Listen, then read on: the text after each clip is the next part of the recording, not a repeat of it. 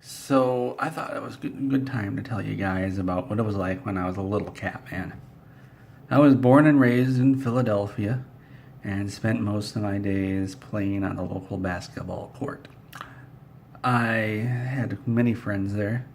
I had perfected a hook shot, which I found amazing because usually I wasn't very good at basketball.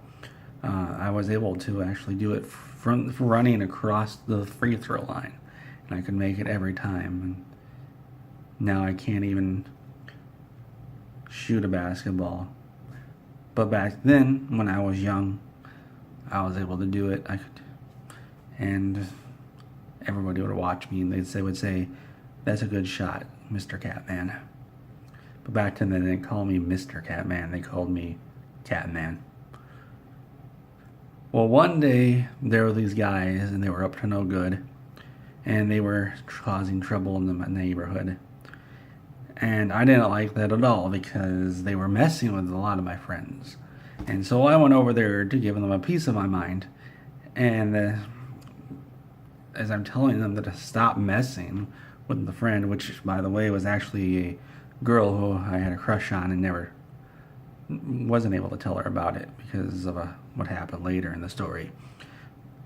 And all I was said was leave her alone. And one of them came over and didn't say anything. He just took a swing at me. And so I swung back. What he didn't know was that at the time I was training in karate. And despite winning the fight, my mom got scared. And she told me that I was going to move with my uncle and my auntie in Bel Air. And I never went back to Philadelphia after that, unfortunately.